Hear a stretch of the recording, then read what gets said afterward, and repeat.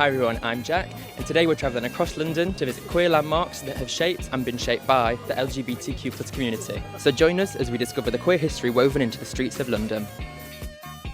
We're starting our journey at Highbury Fields, close to Highbury and Islington station.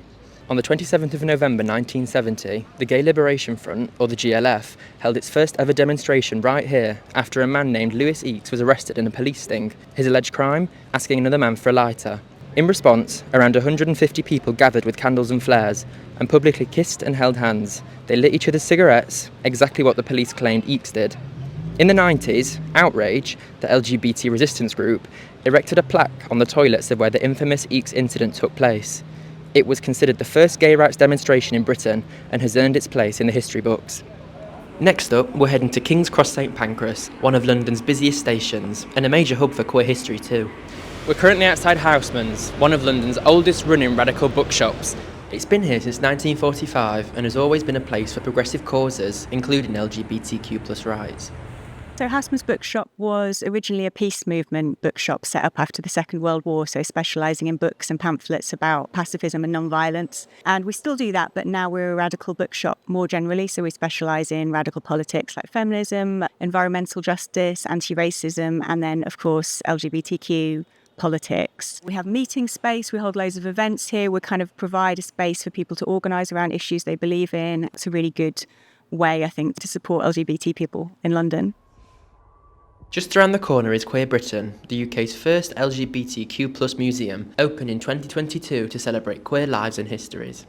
So we've been open just over 3 years now. We literally just celebrated our third birthday. When we first opened, we're looking for a space. We had no idea where we were going to end up. People say it's small, and it is, but for our first ever museum, physical museum space, we love what we have here. Yeah, you can come in and look at all the artifacts. You can also stay here, you can sit here, you can talk to a member of staff. You can find people that look like you, who are like you. This is truly a safe space for anyone who needs it. From King's Cross, we're jumping on the 73 bus to Tavistock Square, one of the quiet corners of Bloomsbury that holds an important place in queer literary history. Virginia Woolf once lived here as part of the Bloomsbury Collective, a group of London's thinkers, writers and artists who quietly challenged social norms, including gender and sexuality. Woolf's relationship with Vita Sackville West was woven through her writing. Their love letters still speak volumes to this day.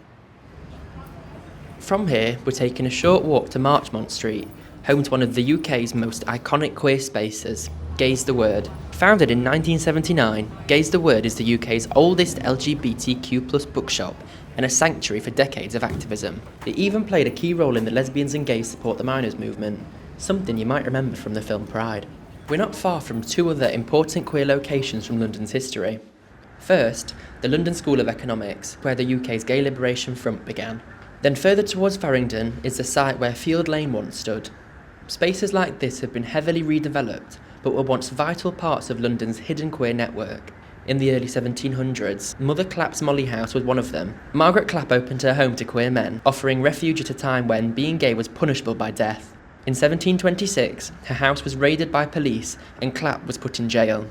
But for at least 2 years, she welcomed hundreds of people, creating a space for joy in an era of persecution. We're currently in Soho Square, the heart of London's queer community. There's 37 Wardour Street, which from 1935 was a Shim club, an unlicensed queer-friendly jazz club described as London's miniature Harlem. Black British, Caribbean and African-American performers utilised this performance space until its closure. It was also the location of the Flamingo Club, where queer people, mods and musicians mixed into the early hours. There's Old Compton Street too, with iconic queer pubs like the Admiral Duncan. These places didn't just offer music and dancing, they created community, at a time when queer joy had to live underground.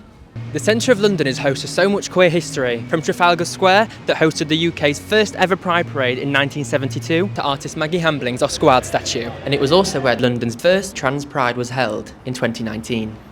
In Charing Cross, you can find the Heaven nightclub, a sanctuary for LGBT+ people for many years. And halfway to heaven, just a few steps away, just a short bus ride away, you'll find Vauxhall, home of the Royal Vauxhall Tavern, one of the UK's most iconic queer venues. It's a legendary cabaret pub that's hosted everyone from Lily Savage to today's biggest drag stars, and it remains a key part of London's LGBTQ+ nightlife. If you've got time to explore further afield, there's the West London Queer Project, which hosts regular meet-up events, touch rugby games, parties and drag shows. They were also instrumental in installing rainbow crossings at key junctions across Hounslow, including Chiswick High Road and Brentford High Street.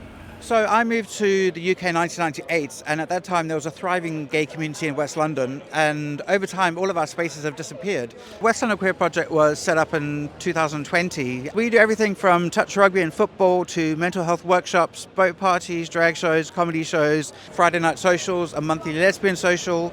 I strongly believe that visibility leads to acceptance, so events like this are incredibly important. And so our tour of London's queer history comes to a close. If you enjoyed this video, don't forget to like and subscribe to Transport for London's YouTube page. Happy travels and happy Pride from TfL.